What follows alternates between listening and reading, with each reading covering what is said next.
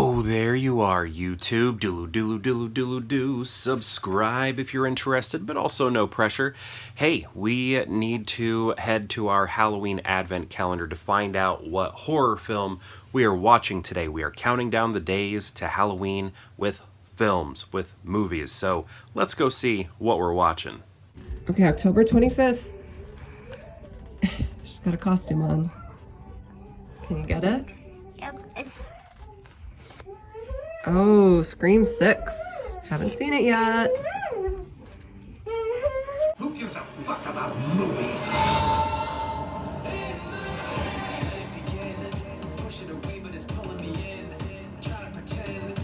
So Scream 6, I feel like I've got, I don't know, maybe mixed feelings on it. I feel like I really liked the concept. I liked the killers, like who the killers are. Did I like who the killers are? I think so. I think I did.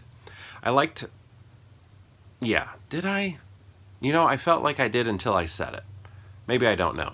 Let's work through this together. Let's see if I liked the killers. But here's the thing. I think overall, like, I liked the movie, but there was, okay, can we just, let's talk about it like you've seen it. So this is spoilers here. Spoilers, we've seen it. I don't need to go over the plot. We've watched it, right? You, me, we've both seen Scream 6. So I feel like Dylan McDermott Mulrooney in this movie, and I'm sorry if you're watching, because I think you are great in My Best Friend's Wedding. I think you are great in The Family Stone. But in this movie, I don't know, I feel like he's maybe playing it over. Okay, again, we said spoilers. When it's revealed that he's the killer, he's playing it over the top, right? He's trying to be, I don't know, Timothy Olyphant or something from 2. I don't. There's something like he's trying to be extra grand, and maybe he's looking at the past, some of the past killers that are, I don't know, just high energy. But when he turns on his high energy, it just doesn't work for me. It becomes silly, and I feel like the movie had sort of this consistent tone throughout, and then he sort of ruins it a little bit. But it's not the worst acting I've seen from him.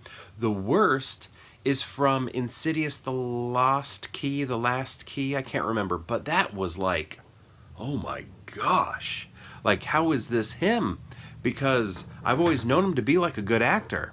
Like, everything I've seen him in, I'm like, yeah, he's good. I like him. Zodiac, right? He's great in Zodiac. But that Last Key, The Lost Key, the Insidious movie, he was so bad. In this movie, he's not as bad, but I don't like his choices. I don't like the choices. Like, I feel like Insidious, he's like just bad. Here, he's making choices that I don't think fit the rest of the movie. So that was kind of my problem with it. But maybe another problem I have with it is Hayden Panettiere. Am I saying her name right? They kind of dress her up looking a little cartoony, so she looks a little out of place. I feel like her hair is dated, but I don't know anything about hair, so I could be completely wrong on that. I mean, mine's thinning. I had a rat tail from up until 2014. I was rocking a rat tail. So I don't know anything about hair, right? And that rat tail started when Bill Clinton was running for president. So when Bill Clinton was running for president against, who was he going up against? Bush and Ross Perot. That's when I started my rat tail, and I didn't cut it until my wedding day. That whole time, had a rat tail. So I don't know anything about hair. But to me, her hair looked off. Plus, I think the leather jacket, you know, she kind of made me think of Tiffany, you know, Chucky. She made me think of the Bride of Chucky. And it just felt like she was a little cartoony or something. Also, she's like a legacy character, but a legacy character from a movie that I don't care about. Like, she's coming from Scream 4. To me, I like the first 3 films, and then the others are like they're something else, right? So they're bringing in this character from a something else movie, and I was even like, when they presented her like we're all supposed to know who she is, and I was like, is she? Like I looked over at my wife and I was like, is she in one of the Scream movies? Like I was like, is she in one of the earlier ones? Because I can't remember. And I was like, maybe she's in a scary movie, like one of the scary movies, with the Wayans brothers. Is she in? Maybe she's from those. And I was just trying to think, what is she from? Because they're showing her off like she's somebody. And then my wife pulled it up on IMDb really quick, and she's like, oh yeah, she's in the fourth one. I was like, oh okay, I just don't remember her in it. So they presented her like I'm supposed to know who she is, but also I'm an older person who cares more about the first three movies than anything that follows, right? So the younger crowd, who's probably this movie's like built for, who they're trying to turn these movies into for, those people may know like instantly, like, oh, there she is, there's Hayden, there she is, Hayden on screen, Hayden on screen. But I was like, is she in these movies? Is this a returning character? This character, were they here before? That's where my mind was. So yeah, I don't know. I think I just didn't like her costume, and her hair. Everything else probably would have been fine. Maybe she was playing it a little overly dramatic. Here's another thing. I don't remember the fourth one very well, other than who the killers were. And there's like a barn.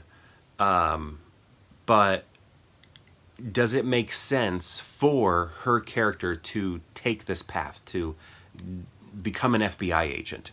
Or is that reaching? Like, is that going too far? That's another thing.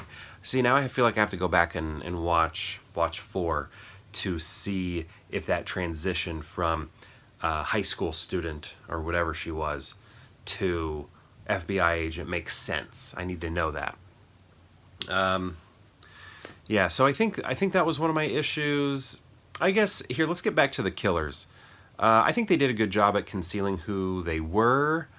I had ideas about the two young kids. Like, oh, maybe they are. But then, they sort of convinced me out of thinking that. And then I don't think I ever suspected Dylan McDermott Mulrooney. I don't think I ever did. So that one was pretty interesting. But I don't know. Now that I think back, I should have. I mean, it seems pretty obvious. Why else is he even in the movie if he's not the killer? Right? Honestly, why is he there? If he had to have been the killer, because there's no purpose of him being in the movie otherwise. He's just like this extra character. Why do we care about him? It doesn't matter. I mean, the whole, like, oh, they messed with my family, I guess, but I guess that was enough to sell me because it worked. But anyway, getting back to the killers. So Dylan McDermott Mulrooney's son is Dennis Quaid and Meg Ryan's son in part 5. Right? Part 5. And that's the big reveal, right? Because I remember when those three of them, it's like Dylan McDermott Mulrooney and his two kids, his daughter and son, are the killers. And I'm like, well, what's the deal? Are they just, why, what does it matter? Why do they care about this? And then it's revealed, oh, there was a third sibling, and it was Dennis Quaid and Meg Ryan's son. And then it's like, oh, okay, it's all coming back to me now, just like Celine Dion. And when that happens, it's like, oh, cool, that's awesome. And I kind of remember him because I just watched that movie last year. But at the same time, it's like, all right, but I also still don't care about these characters. I care about the old characters. So I was just hoping, like, I was even like wanting, I was like, maybe David Arquette. I was taking David Arquette because the movie actually starts off really good. Like, the killers that we have at the beginning end up not being the killers for the rest of the movie. They're just like an offshoot killers, and then the killer of the movie kills them. And it's almost like, like he's cleaning up crime or something. So it's almost like this Ghostface has it twisted to where it's like, if I do these killings, I'm doing a good thing. And that's where my mind went a little bit, and I was like, oh, dang, is this... I mean, I knew Dewey would not be the killer, but I was like thinking, like, oh, wouldn't that be cool?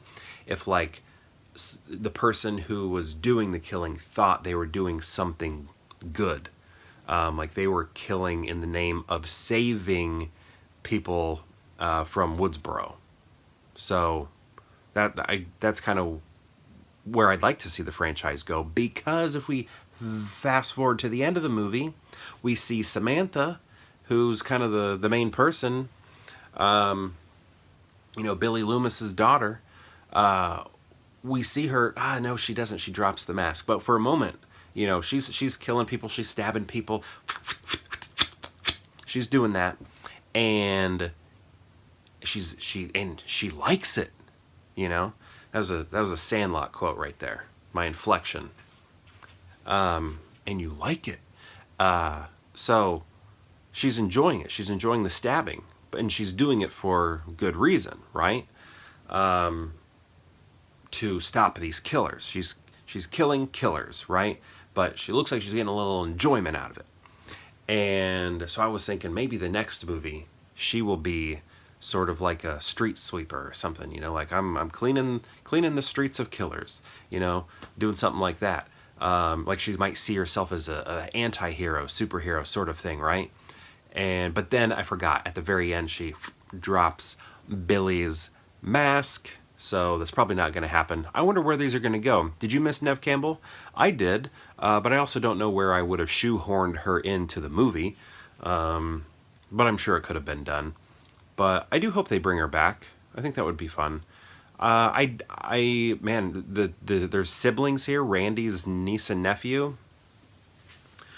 Ooh, I was just like worried. What is it called? What is that called? Like, I don't know. The siblings, the two of them. It looked like they were about to, like, die. I keep forgetting I'm allowed to spoil things here. And I was just like, I don't want to see this happen. I don't want to see them separated. I don't want to see one live and one die. And then I was like, are both of them going to die?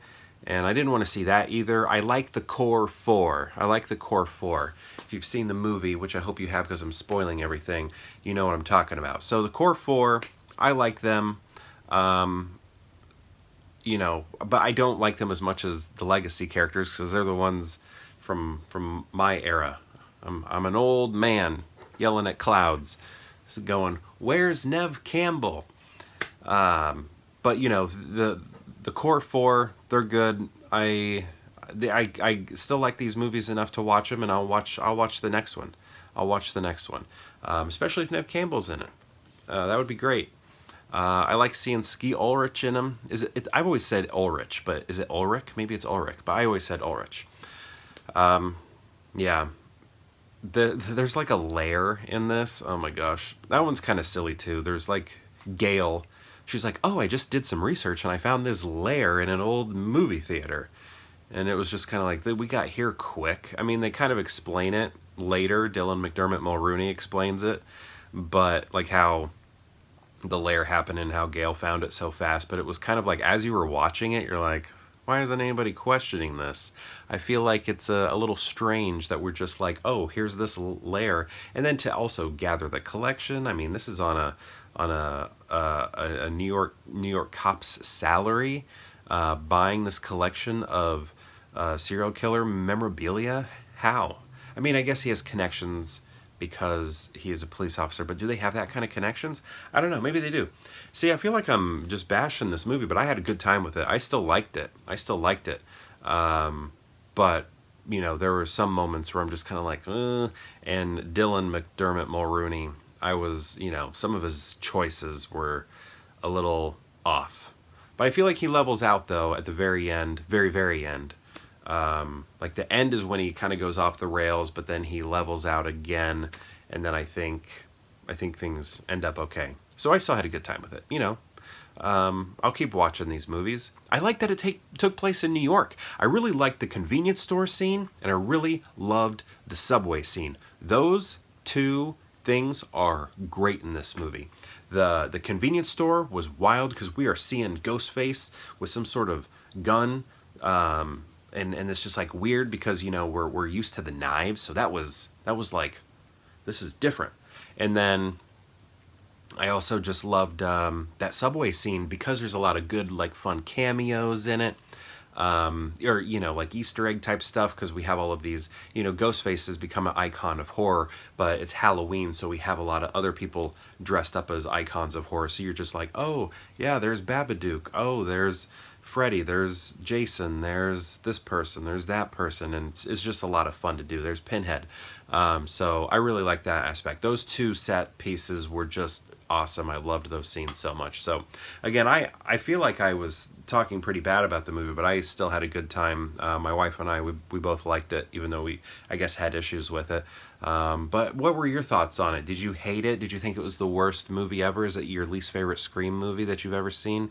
Or do you love it? Is it your absolute favorite one, the greatest Scream movie ever made? Or is it somewhere in between those two things? I'd love to know. Let me know in the comments below, and perhaps I'll see you tomorrow for more Pure Hangout.